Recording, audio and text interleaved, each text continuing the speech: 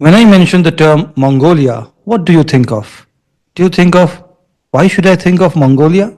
Do you think of absolutely nothing? I will not blame you if that is the case.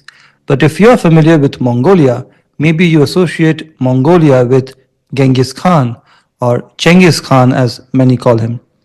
Maybe you think the Mongols are similar to the Dothraki as shown in the Game of Thrones TV show. Maybe you think of the Gobi Desert. Maybe you think of the largest landlocked country in the world.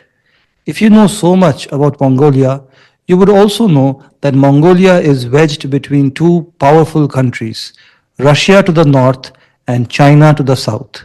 It would be natural for you to assume that Mongolia must have been dominated by Russia or China or both during different periods of its long history.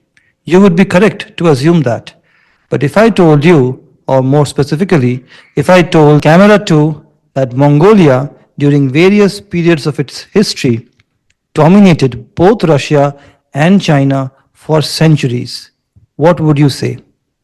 There's even a period of Russian history which is known as Mongol yoke, and the Yuan dynasty is one of the dynasties that ruled over China, which was founded by Kublai Khan, the descendant of Genghis Khan. Mongolia has a fascinating history. Let's go back to camera 1. In this video, we will talk about the fascinating history of Mongolia. You will really enjoy it. Mongolian history begins with Bronze Age nomads on the steppes. By about the 3rd century before Common Era, the powerful Xiongnu Confederation had formed, creating a great tribal empire across what is now Mongolia, as China's Qin and Han dynasties united to the south. After several centuries of warfare, the Xiongnu League collapsed around the 1st century after Common Era. Many tribes were absorbed by China or migrated west, later associated with the Huns. In the following centuries, the Mongolian plateau was ruled by successive steppe empires and khanates, Turkic and Mongolic peoples such as the Xianbei, Rouran, Uyghurs, etc. This long nomadic heritage set the stage for the rise of Genghis Khan in the early 13th century. In 1206, Temujin was proclaimed Genghis Khan, meaning the Great Khan, after uniting the Mongol tribes.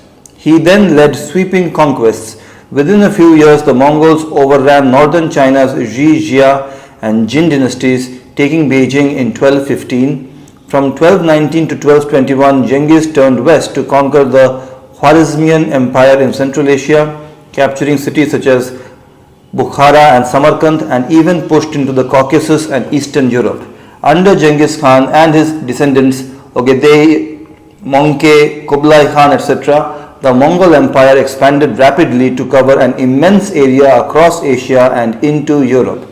By the late 13th century, it stretched from the Pacific Ocean to Eastern Europe, becoming the largest contiguous land empire of that era, encompassing all of modern Mongolia within its core.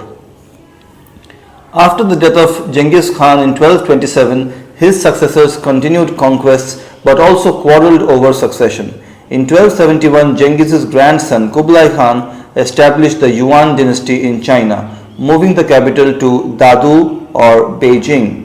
At the same time, the western Mongol realms had effectively split into 3 other khanates: the Il Khanate in Persia, the Chagatai Khanate in Central Asia, and the Golden Horde in Russia or Eastern Europe.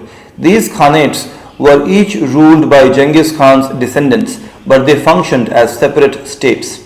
A short-lived peace in 1304 even nominally placed all khanates under Yuan authority, but in practice each declined on its own. The Yuan dynasty itself fell to the Ming dynasty in 1368, and by the 15th century the other Mongol khanates had likewise disintegrated or been absorbed into neighboring powers. By the late 17th century, the Qing dynasty of Manchu China had conquered Mongolia. In 1691, Khalkha Mongol nobles formally submitted to the Qing at Dolan Nor, and Qing forces soon defeated the remaining Mongol rivals, notably the western Oirat tribes.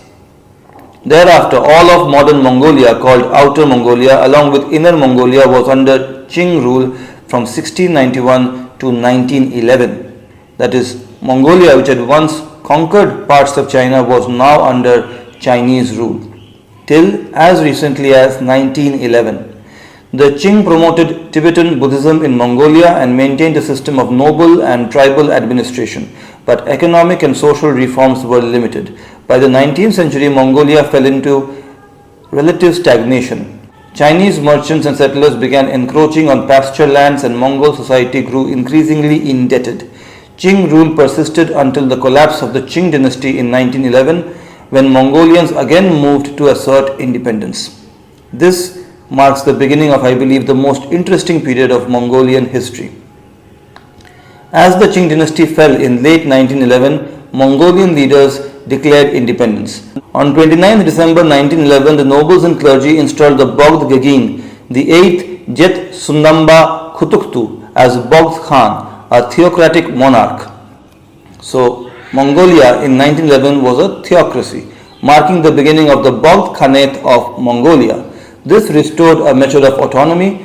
Outer Mongolia briefly accepted limited Chinese suzerainty in 1915, but real power remained with its theocratic government. In 1919, Chinese warlords reoccupied Mongolia, ending the Bogd Khanate's autonomy. So it was short-lived. In 1921, a Soviet-backed revolutionary army expelled the Chinese forces and Mongolia regained independence under communist leaders. So from theocracy, it became a communist country. After the Bogd Khan's death in 1924, the Mongolian People's Republic was proclaimed as a socialist state, Asia's second communist republic after the Union of Soviet Socialist Republics.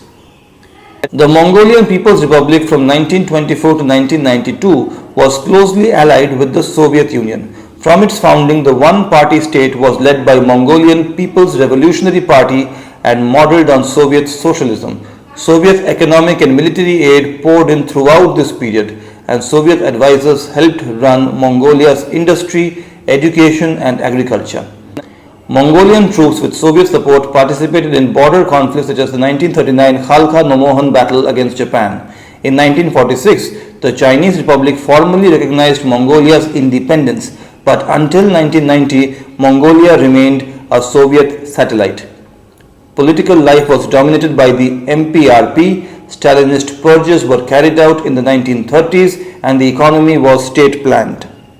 So in the 20th century, Mongolia was first under Chinese rule under the Qing dynasty till 1911, then it became a theocratic state, then it was recaptured by Chinese warlords, then it became a communist state with Soviet support. What happened after the fall of the Soviet Union? In 1990, the end of the Cold War and reform movements in the USSR inspired democratic protests in Ulaanbaatar. That's the capital of Mongolia. Popular demonstrations forced the ruling party to legalize opposition and hold free elections. In the July 1990 multi-party elections, opposition candidates won many seats and a peaceful transition of power began. A new constitution was adopted in 1992, establishing Mongolia as a parliamentary republic with a market economy. Capitalism. Colony, theocracy, communism, and capitalism all within the 20th century. Fascinating history. I doubt any other country has similar history. Since then, Mongolia has maintained multi-party democracy. Regular elections are held, civil liberties have expanded, and the country has pursued economic reforms. Modern Mongolia is a sovereign, democratic nation, still culturally rooted in its nomadic heritage but integrated into international institutions. I hope you like the fascinating history of Mongolia. Let me know in the comment section which country's history you want to know about next. And also tell me if you knew about such a beautiful history of a fascinating country like Mongolia.